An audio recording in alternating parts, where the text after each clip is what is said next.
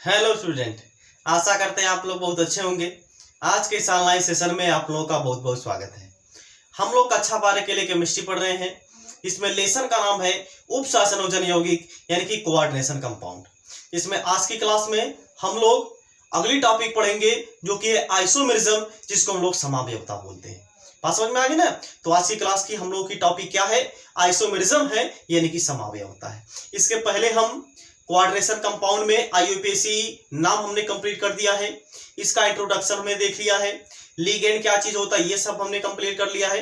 अगर आप पिछला क्लास नहीं देखे हैं तो प्लेलिस्ट बनी हुई है, प्लेलिस्ट में जाकर के आप लोग चेक कर लीजिए, देख लीजिए, आपका जो बेसिक है वो कंप्लीट कर लीजिए। ठीक है, ये आज आप लोगों के सामने हमें लग रहा है 9वां या फिर 10वां लेक्चर आप लोगों के सामने प्रस्तुत कर रहे हैं हम लोग। इसमें आज की मुख्य टॉपिक है आइसोमेरिज्म यानी कि समावयवता। बात समझ में आ गई ना? तो चलिए अब हम लोग इस वीडियो की शुरुआत करते हैं। तो आइसोमेरिज्म क्या चीज होता है, समावयवता क्या चीज होता है। अच्छा, एक चीज इसमें हम और आपको बता देना चाहते हैं। जैसे अगर आप लोगों को मॉडल पेपर सॉल्व करना है 2025 का यूपी बोर्ड का, तो हमने प्लेलिस्ट बना दिया है। हाइड्रोजन मॉडल पेपर नाम से हमने बनाया है, क्योंकि हम इसे केमिस्ट्री की भाषा में हम मॉडल पेपर का नाम रखेंगे। बात समझ में आ गई ना? जैसे पहला मॉडल पेपर हमने दिया है, उसका नाम हमने रख दिया है हाइड्रोजन मॉडल पेपर। इसके बाद दूसरा आएगा तो हीलियम मॉडल पेपर, तीसरा आएगा तो लिथियम मॉडल पेपर। ठीक ना? तो ये जो है कि हमने ऐसे करके जो है कि नाम रख दिया है। तो पहला मॉडल पेपर हमने डिस्कशन कर दिया है। हम डिस्क्रिप्शन बॉक्स में इसका लिंक दे देंगे, आप लोग वहां से जाकर के देख लीजिएगा। बात समझ में आ गई ना? तो हाइड्रोजन मॉडल पेपर क्या होता है, जो कि पहला मॉडल पेपर है, ये हमने पूरी बेहतरीन तरीके से डिस्कशन किया है और इसका आंसर भी हमने बताया है। आप डिस्क्रिप्शन बॉक्स में लिंक दी गई है, उसको जाकर के चेक कर लीजिए। बात समझ में आ गई ना? तो चलिए हम अपने टॉपिक पे आते हैं। तो ये क्या है आपका टॉपिक आज की? आइसोमेरिज्म यानी कि समावयवता। समावयवता कहते किसे हैं? देखिए जरा एक एग्जांपल के माध्यम से आप लोगों को समझाएं। जैसे देखिए हमने यहाँ पे एक फार्मूला लिखा है जिसका नाम है C4H2। इसका अगर हम नाम बोले तो ये क्या हो जाएगा? ये भैया सब लोग बता देंगे, इसका नाम क्या है? ब्यूटेन है। इसका नाम क्या है? ये है आपका ब्यूटेन।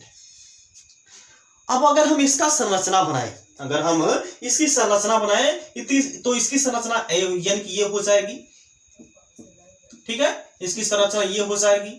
यहाँ पे 2 हाइड्रोजन, यहाँ पे 1 कार्बन, 1 हाइड्रोजन यहाँ पे, 1 हाइड्रोजन यहाँ पे, 1 हाइड्रोजन यहाँ पे। ठीक है ना? तो अब आप बोल सकते यानी कि अभी 3 ही हुआ।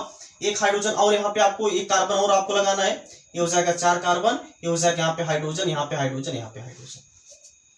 अब जरा यहाँ पे ध्यान से देखिए, ये हमने 4 कार्बन यहाँ पे था तो 1 2 3 और 4 कार्बन हमने लगा दिया। और हाइड्रोजन यहाँ पे कितना है? 10 है, तो 3 2 5 2 7 और 3 कितना हो गया? 10 हो गया। यानी कि ये आपका जो ब्यूटेन है, इस ब्यूटेन का स्ट्रक्चर है। अब आप बोल रहे होंगे कि सर जी हम एक स्ट्रक्चर और यानी कि बता सकते हैं। आपके दिमाग में तुरंत आपके दिमाग में ये प्रश्न उठ रहा होगा कि सर जी हम इसका जो है कि एक यानी कि इसका हम लोग एक स्ट्रक्चर और बना सकते हैं, इसकी एक संरचना हम और बना सकते हैं। कैसे बना सकते हैं उसको जरा यहाँ पे ध्यान से देखिए। ये हो जाएगा 1 कार्बन, 2 कार्बन, 3 कार्बन हमने लगा दिया और 1 कार्बन को हमने यहाँ पे लगा दिया। ठीक है ना? तो ये सभी आपस में जुड़े हुए हैं, तो 3 कार्बन हमने यहाँ पे लगा दिया है, 1 कार्बन हमने यहाँ पे लगा दिया है, 1 कार्बन हमने यहाँ पे लगा दिया है, एक यहाँ पे, एक यहाँ पे और एक यहाँ पे। 1 कार्बन हमने हाइड्रोजन, 1 हाइड्रोजन हमने यहाँ पे लगा दिया है, 1 हाइड्रोजन हमने यहाँ पे लगा दिया है। अब यहाँ पे जरा चेक करिए, 1 2 3 और 4 कार्बन यहाँ भी है। हाइड्रोजन कितना है? 3 3 6 3 9 और यहाँ पे एक 10 हाइड्रोजन ये भी है। अब आप बोल रहे होंगे कि ये आप क्या बता रहे हैं, जबकि फार्मूला दोनों का क्या है? सेम है। तो भैया हम आपको यही बताना चाह रहे हैं, यही तो होता है आइसोमेरिज्म, यही तो होता है समावयवता। जिसमें क्या होता है? फार्मूला सेम होता है। इसमें क्या होता है? रासायनिक सूत्र क्या होता है? समान होता है। रासायनिक सूत्र समान होता है, लेकिन इसका संरचना सूत्र और इसका रासायनिक गुण क्या होता है? भिन्न भिन्न होता है। उसी को हम लोग क्या बोलते हैं? समावयवता बोलते हैं। बात सबको समझ में आ गई ना? तो ये यहाँ पे आपके सामने जो स्ट्रक्चर दिया गया है, इससे ये समझ में आता है यही दोनों क्या है? एक दूसरे के आइसोमेरिज्म है, यानी एक दूसरे के क्या है? समावयवी है। और ये जो घटना होती है समावयवी होने का, इसी घटना को हम लोग क्या बोलते हैं भैया? आइसोमेरिज्म बोलते हैं, यानी कि समावयवता बोलते हैं। बात सबको क्लियर हो गई ना? कॉन्सेप्ट सबको क्लियर हो गया? समावयवता होता क्या है, जिसका क्या हो, रासायनिक सूत्र तो समान हो। रासायनिक सूत्र क्या हो, यहाँ पे अगर देखा जाएगा यहाँ पे C4H10 होगा, यहाँ भी अगर देखा जाए यहाँ भी C4H10 होगा, तो मतलब रासायनिक सूत्र क्या भैया, दोनों में क्या है, लाला समान है, लेकिन इसके स्ट्रक्चर दोनों जगह क्या है, डिफरेंट डिफरेंट है। इसी को हम लोग क्या बोलेंगे, समावयवी बोलेंगे, और ये जो घटना होगी उसी को हम लोग क्या बोलते हैं, समावयवता बोलते हैं। बात सबको समझ में आ गई ना। तो अगर इसकी परिभाषा बतानी होगी तो परिभाषा आप लोग कैसे बताएंगे, ऐसे यौगिक जिनके अणुसूत्र तो समान हो परंतु संरचना सूत्र एवं भौतिक गुण एवं रासायनिक गुणों में भिन्नता पाई जाती है, वे एक दूसरे के समावयवी कहलाते हैं। और ये जो घटना होती है, इस घटना को क्या बोला जाता है भैया, आइसोमेरिज्म बोला जाता है, यानी इस घटना को क्या बोला जाता है, समावयवता बोला जाता है। तो हमने इसकी डिफिनीशन बता दिया है, अगर आप लिखना चाहे इसको लिख भी सकते हैं। बात समझ में आ गई ना। तो चलिए, ये आपका होता है समावयवता। अब देखिए, जो समावयवता होता है इसको दो टाइप में डिवाइड किया जाता है। जो यानी जो आइसोमेरिज्म होता है, जो समावयवता होता है, इसको दो प्रकार से विभाजित किया जा सकता है, यानी इसके दो रूप होते हैं, इसके दो प्रकार यहाँ पे होते हैं। क्या क्या होते हैं उसको अब हम लोग यहाँ पे देखते हैं। देखिए, ये अब आपको क्लियर हो गया होगा समावयवता क्या होता है। ठीक, देखिए, अब ये जो समावयवता होता है यह दो प्रकार का होता है। क्या क्या, दो यानी कि दो प्रकार का होता है। एक होता है संरचना समावयवता, एक होता है त्रिविम समावयवता। यानी कि ये जो समावयवता होता है यह भैया दो टाइप का हो जाता है। एक होता है संरचना समावयवता, एक यहाँ पे क्या होता है, संरचना समावयवता। संरचना समावयवता होता है, समावयवता क्या हो रहा है, समावयवता। ठीक है, एक क्या होता है, संरचना समावयवता होता है। और दूसरा यहाँ पे जो होता है वो होता है भैया त्रिविम समावयवता। क्या होता है, त्रिविम समावयवता होता है, समावयवता होता है। बात समझ में आ गई ना। ये है आपका त्रिविम समावयवता और ये आपका क्या है, संरचना समावयवता। बात सबको समझ में आ गई ना। अब ये संरचना समावयवता क्या होता है इसको भी हम लोग जान लेते हैं, जिसमें क्या होगा, अभी हमने जो ये एग्जाम्पल दिया था, अभी हमने जो एग्जाम्पल दिया था उसमें क्या था कि अणुसूत्र तो दोनों का समान था, लेकिन संरचना सूत्र वहां पे क्या था, भिन्न था। तो संरचना सूत्र भिन्न भिन्न होने के कारण इसके रासायनिक गुण भी क्या हो जाएंगे, भिन्न भिन्न हो जाएंगे। वे एक दूसरे के क्या कहलाएंगे, यानी कि कहलाएंगे संरचना समावयवी। यानी इसकी परिभाषा हम लोग कैसे बोलेंगे कि ऐसे यौगिक जिनके अणुसूत्र तो समान हो परंतु संरचना सूत्र में क्या होती है, भिन्नता पाई जाती है, ऐसे यौगिक क्या कहलाते हैं, एक दूसरे के संरचनात्मक समावयवी कहलाते हैं। और ये जो घटना होती है इस घटना को हम लोग क्या बोलते हैं भैया, संरचना समावयवता बोलते हैं। बात सबको क्लियर हो गई ना। अब दूसरा यहाँ पे क्या होता है भैया, त्रिविम समावयवता। क्या होता है, त्रिविम समावयवता होती है जिसको हम लोग क्या बोलते हैं, स्टीरियो आइसोमेरिज्म बोलते हैं। इसको हम लोग क्या बोलते हैं, स्ट्रक्चरल आइसोमेरिज्म बोलते हैं। इसको हम लोग क्या बोलेंगे, स्ट्रक्चरल आइसोमेरिज्म। स्ट्रक्चरल आइसोमेरिज्म इसको हम लोग बोलेंगे, आइसोमेरिज्म। इसको क्या बोला जाता है, त्रिविम समावयवता। इसको हम लोग स्टीरियो आइसोमेरिज्म बोलते हैं। क्या बोलते हैं इसको, स्टीरियो आइसोमेरिज्म इसको बोलते हैं, स्टीरियो आइसोमेरिज्म इसको बोला जाता है। बात समझ में आ गई ना, स्टीरियो आइसोमेरिज्म। बात समझ में आ गई ना। तो ये आपका होता है त्रिविम समावयवता और ये आपका होता है संरचना समावयवता। संरचना समावयवता की परिभाषा हमने बता दिया। अब हम यहाँ पे आपको बताने जा रहे हैं त्रिविम समावयवता क्या चीज होता है। देखिए, इसमें क्या होगा, ऐसे यौगिक जिनके रासायनिक सूत्र तथा संरचना सूत्र दोनों क्या होते हैं, समान होते हैं। जिसके यानी कि अणुसूत्र तो समान होते हैं और इसका संरचना सूत्र भी क्या होता है, समावयव यानी कि समान होता है, लेकिन इसकी जो त्रिविम व्यवस्था होती है उसमें क्या होती है, भिन्नता पाई जाती है।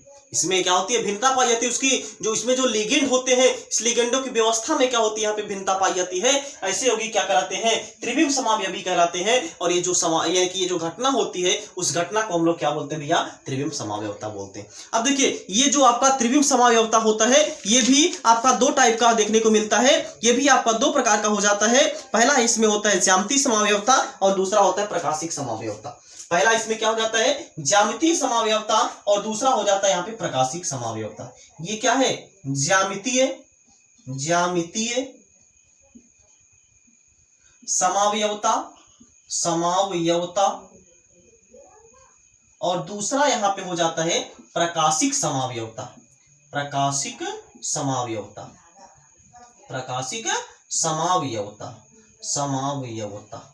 बात समझ में आ गई ना।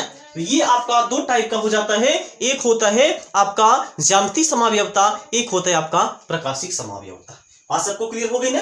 तो चलिए अब हम लोग इसको बारी बारी से पढ़ते हैं। हम लोगों को देखिए ये जो संरचना समावयवता होता है ये हम लोग को नहीं पढ़ना है। हम लोगों को जो पढ़ना है डिटेल में वो पढ़ना है स्टीरियो आइसोमेरिज्म, यानी कि जो त्रिविम समावयवता होती है इसी को हम लोग को पढ़ना है डिटेल से। तो चलिए अब इसको हेडिंग लगा लीजिए। हेडिंग क्या लगाएंगे? त्रिविम समावयवता लगाएंगे। बात समझ में आ गई ना। इसके दो टाइप होते हैं, आप लोग जान लीजिए। एक होता है ज्यामितीय समावयवता, एक होता है प्रकाशिक समावयवता।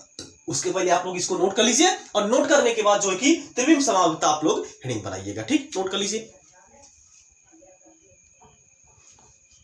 चलिए देखिए अब हम लोग देख लेते हैं त्रिविम समावयवता क्या चीज होता है, यानी कि स्टीरियो आइसोमेरिज्म क्या चीज होता है। बात समझ में आ गई ना। तो पहले हम इसकी आपको परिभाषा बता दें, यानी कि ऐसे यौगिक, त्रिविम समावयवता की जो परिभाषा होगी वो क्या होगी? ऐसे यौगिक जिसके अणुसूत्र और संरचना सूत्र दोनों क्या हो? समान हो। नहीं, ऐसे यौगिक जिसके अणुसूत्र तथा संरचना सूत्र दोनों क्या हो? समान हो, परंतु उसमें उपस्थित लिगेंडों की आकाशीय व्यवस्था में भिन्नता पाई जाती है। ऐसे यौगिक यहाँ पे क्या कहलाते हैं? स्टीरियो आइसोमेरिज्म कहलाते हैं। यानी कि ऐसे यौगिक क्या कहलाते हैं? यहाँ पे त्रिविम समावयवी कहलाते हैं। और ये जो घटना होती है उस घटना को हम लोग क्या बोलते हैं? त्रिविम समावयवता बोलते हैं। हम डिफिनीशन बोल रहे हैं, एक बार और हम रिपीट कर दे रहे हैं। अगर आप लिखना चाहते हैं तो डिफिनीशन लिख लीजिएगा। क्या है? ऐसे यौगिक जिनके अणुसूत्र तथा संरचना सूत्र समान हो, परंतु उसमें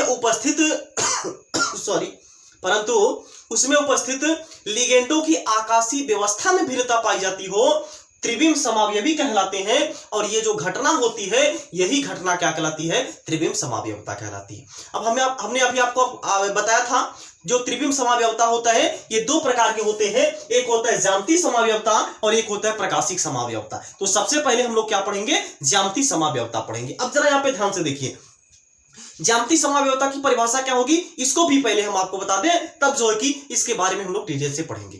देखिए ज्यामितीय समावयवता किसे कहते हैं? ऐसे यौगिक जिनके अणुसूत्र तथा संरचना सूत्र दोनों क्या हो? समान हो, परंतु यहाँ पे क्या है? देखिए ज्यामितीय समावयवता यानी कि परंतु उनके ज्यामिति में क्या होगी? भिन्नता पाई जाएगी। परंतु उन यौगिकों की ज्यामितीय व्यवस्था में भिन्नता पाई जाएगी, इसी को हम लोग क्या बोलते हैं? ज्यामितीय समावयवता बोलते हैं। बात समझ में आ गई ना। अब देखिए जो ज्यामितीय समावयवता होता है इसमें हमें आपको यानी कि दो प्रकार से पढ़ना होगा। एक पढ़ना होगा उपसंयोजन 4 के लिए, उपसंयोजन 6 के लिए, यानी कि दो के लिए हम लोग को पढ़ना होगा। एक जब Cn का मतलब यानी कि जब Cn मान कितना हो? जब Cn कितना हो? 4 हो। और दूसरा पढ़ना है जब Cn का मान कितना हो? 6। अब अगर आप हमारा पिछला क्लास देखे होंगे तो आपको पता होगा कि ये जो Cn है ये कैसे कैलकुलेट किया जाता है, जिसको हम लोग कोऑर्डिनेशन नंबर बोलते हैं। अगर हिंदी में बोले इसको हम लोग उपसंयोजन संख्या बोलते हैं। उपसंयोजन संख्या कैसे निकाला जाता है इस पर हमने वीडियो बना दिया है, आप लोग प्लेलिस्ट में जाकर के चेक कर लीजिए। पूरा डिटेल से हमने यहाँ पे स्टडी किया है, पूरा डिटेल से हमने यहाँ पे आप लोग को बताया है। आप लोग पिछला क्लास जाकर के देख लीजिएगा। ठीक है, तो चलिए देखिए ये आपका इसमें जो एक हमको पढ़ना है यानी जो ज्यामितीय समावयवता है, एक हमको पढ़ना है जब Cn नंबर 4 होगा और एक हमको पढ़ना है जब Cn नंबर 6 होगा। मतलब कि एक हमको पढ़ना है उपसंयोजन संख्या 4 के लिए और एक हमको पढ़ना है उपसंयोजन संख्या 6 के लिए। तो पहले हम लोग पढ़ लेते हैं उपसंयोजन संख्या 4 के लिए। ठीक है ना। तो उपसंयोजन संख्या 4 के लिए ये जो ज्यामितीय समावयवता होगी वो क्या होगी उसको हम लोग यहाँ पे पढ़ने वाले हैं। बात समझ में आ गई ना। चलिए देखिए तो क्या है उपसंयोजन संख्या, उपसंयोजन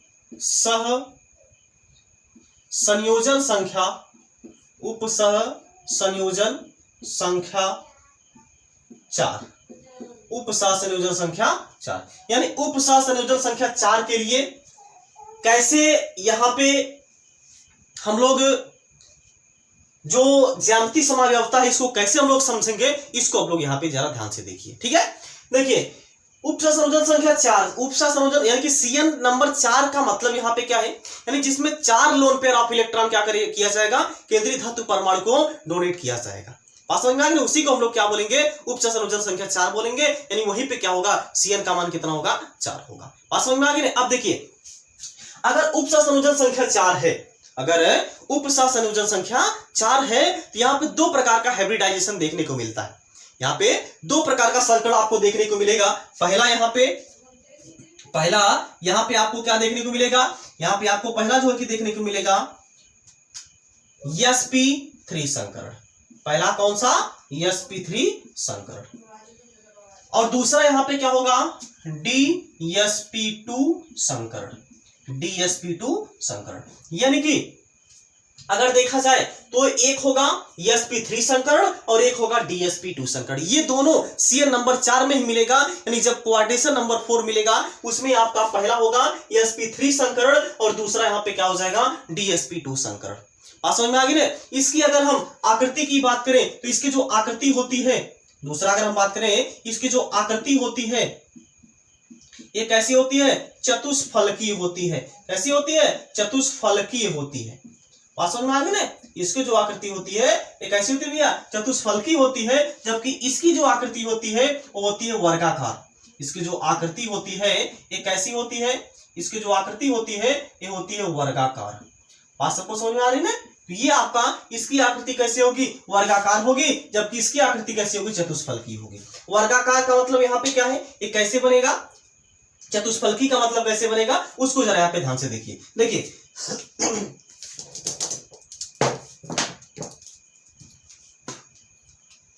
देखिए जरा यहाँ पे ध्यान से कैसे बनेगा। उपचा संयोजन संख्या 4 के लिए पहले हम लोग देख लेते हैं, जिसमें आपका पाया जाएगा यानी कि चतुष्फलकी। चतुष्फलकी आकृति कैसे बनेगी उसको जरा ध्यान से देखिए। ये देखिए यहाँ पे ये जो आकृति है ये कैसी है? ये चतुष्फलकी है, यानी कि 1 2 3 तीन यहाँ पे नीचे रहेगा, एक चौथा जो होगा इसके जस्ट अपोजिट रहेगा, यानी कि ऊपर रहेगा। ये कैसी आकृति है? ये चतुष्फलकी। यानी कि अगर हम इसको बनाएं तो ये कुछ ऐसा बनेगा, ये कुछ ऐसा बनेगा। यहाँ पे 1 मिनट देख ले, स्पेस है ना? ठीक है, हो जाएगा। ये देखिए यहाँ पे होगा जो है कि मेटल, इसके बाद एक लिगेंड यहाँ पे होगा, एक लिगेंड भैया जो है कि यहाँ पे होगा, एक लिगेंड यहाँ पे होगा और एक लिगेंड जो है कि यहाँ पे होगा। ये ऐसा कुछ इसकी स्ट्रक्चर हम लोगों को देखने को मिलेगा। बात समझ में आ गई ना? तो ये यहाँ पे होता है, ये यहाँ पे। बात समझ में आ गई ना?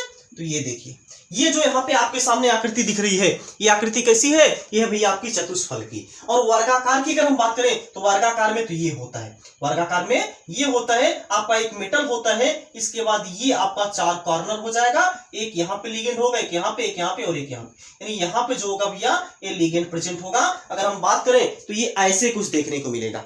अगर हम बात करें इसको समझाने का प्रयास करें तो ये कुछ जो है कि आपको ऐसा दिखेगा। बात समझ में आ गई ना? ये कुछ ऐसा दिखेगा। 1 मिनट, ये जो भैया ये कुछ ऐसा यहाँ पे आपको देखने को मिल जाएगा, ऐसा यहाँ पे। बात समझ में आ गई ना? थोड़ा सा, हाँ ये देखिए यहाँ पे ऐसा कुछ यहाँ पे देखने को मिल जाएगा, ये ऐसे। बात समझ में आ गई ना? ये ऐसे कुछ यहाँ पे देखने को मिल जाएगा। ये देखिए यहाँ पे, बात समझ में आ गई ना? ऐसे कुछ है कि नहीं? यहाँ पे ये देखिए ऐसा है कि नहीं है? और यहाँ पे बीच में, यहाँ पे 1 मिनट, ये जो यहाँ पे बीच में है, ये बीच में, सॉरी, यहाँ पे जो बीच में होगा, यहाँ पे क्या होगा? केंद्रीय धातु परमाणु होगा। यहाँ पे क्या होगा?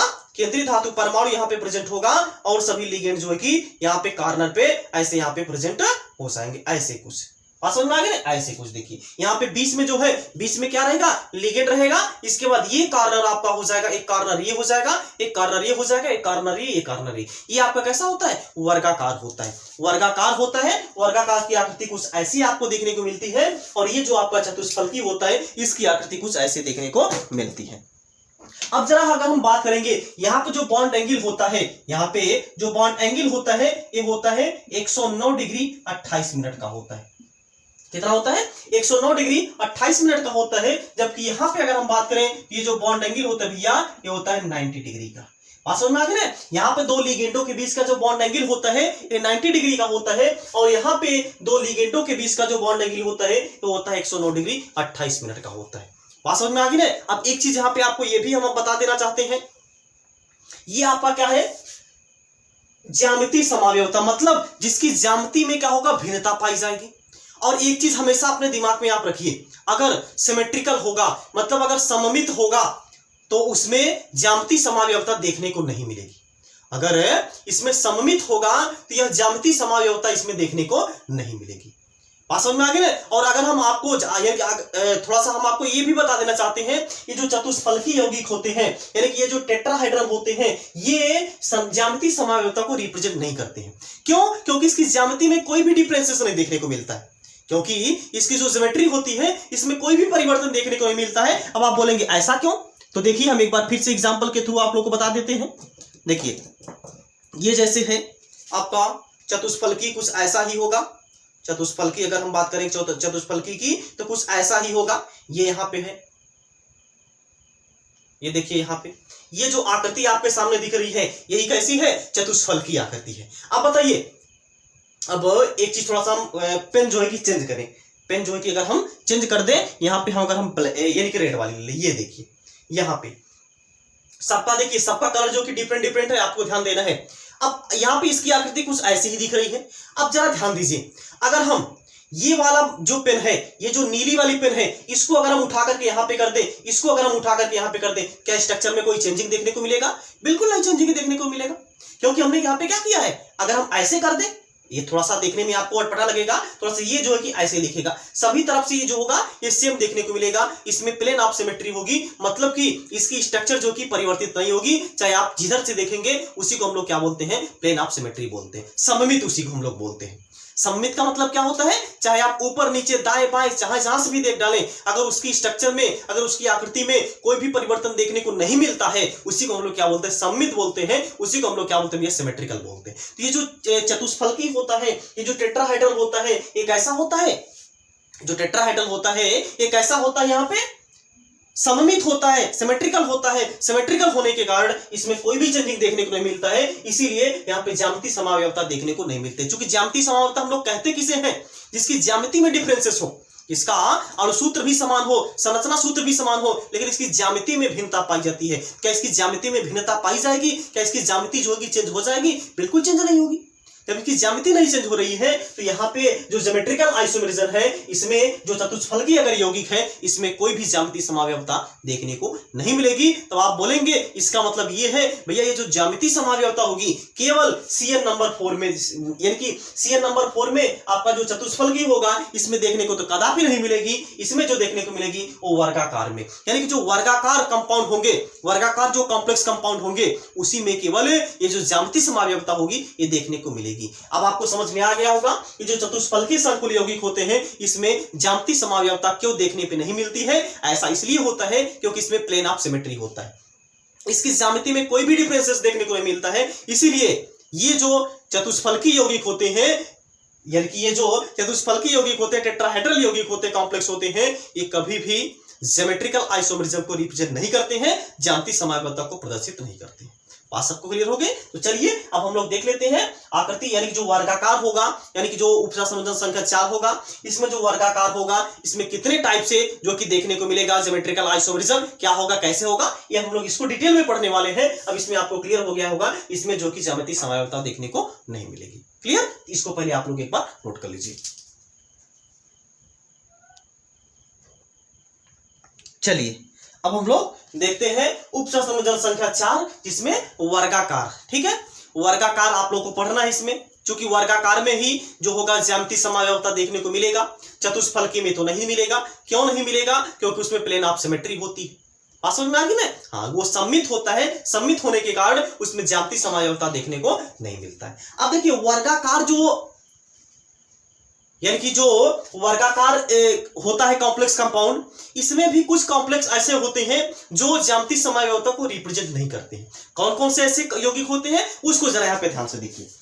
देखिए पहला तो यहाँ पे हो जाएगा MA4, यानी कि पहला जो होगा इसमें MA4 प्लस माइनस N, यानी कि ये जो कॉम्प्लेक्स कंपाउंड होगा MA4 टाइप का, मतलब M का मतलब यहाँ पे क्या होगा, मेटल होगा, A का मतलब यहाँ पे क्या होगा, लिगेंड होगा। मतलब अगर सेम प्रकार के 4 लिगेंड प्रेजेंट है तो उसमें जो होगा आपका ज्यामितीय समावयवता देखने को नहीं मिलेगा। क्यों नहीं मिलेगा अभी हम यहाँ पे आपको बता रहे हैं।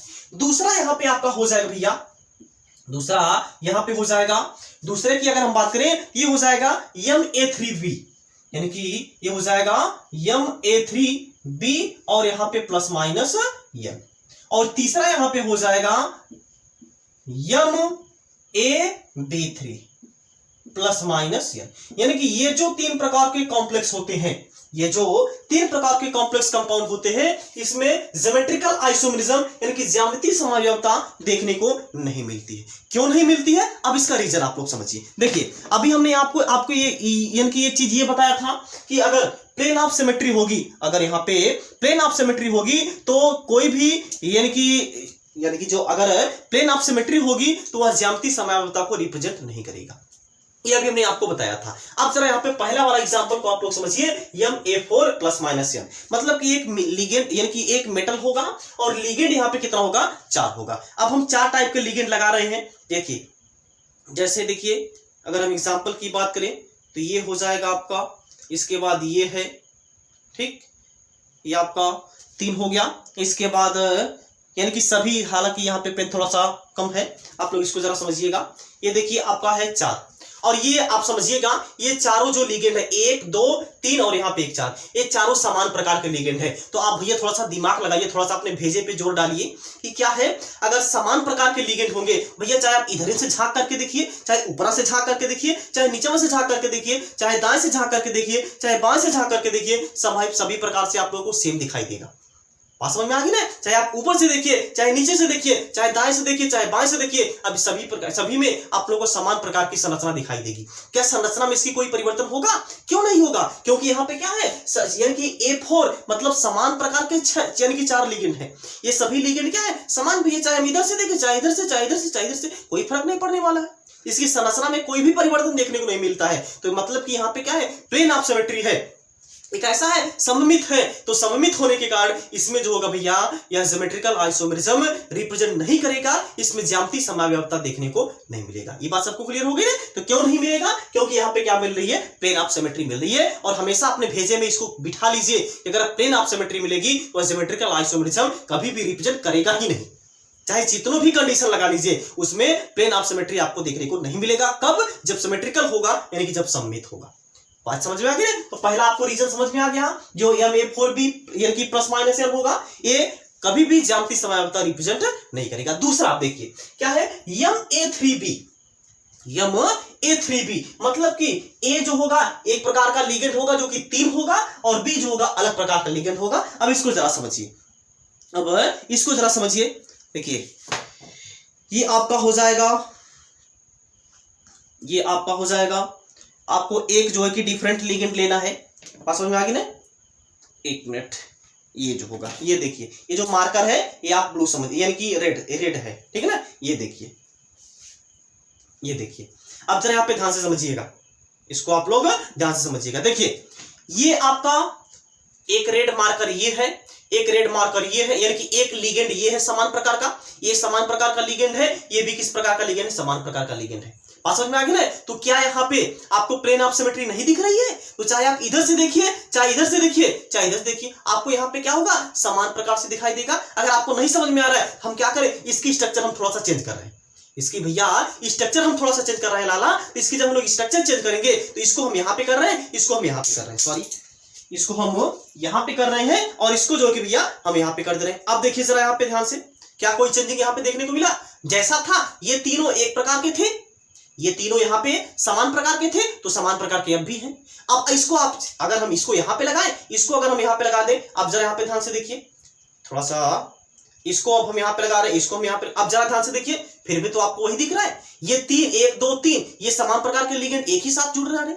मतलब यहाँ भी भैया आपको प्लेन ऑफ सिमेट्री देखने को मिल रही है, क्योंकि चाहे आप जिधर से देखेंगे आपको समान स्ट्रक्चर दिखाई देगा। तो समान स्ट्रक्चर जब भी दिखाई देगा वो क्या हो जाएगा, प्लेन ऑफ सिमेट्री शो करेगा। और जब यह प्लेन ऑफ सिमेट्री है तो वह कभी भी ज्योमेट्रिकल आइसोमेरिज्म को रिप्रेजेंट नहीं करेगा, कभी भी वह ज्यामितीय समव्यवता को प्रदर्शित नहीं करेगा। बात सबको समझ पड़ी? बात सबको क्लियर हो गई ना? ये आपका दूसरा जो था, दूसरा भी हमने आपको बता दिया कि यानी कि अगर MA3 और B प्रकार का कोई कॉम्प्लेक्स होगा, ये भी आपका ज्योमेट्रिकल आइसोमेरिज्म को रिप्रेजेंट नहीं करेगा। चलिए अब हम लोग तीसरे पे चलते हैं। तीसरे में भी भैया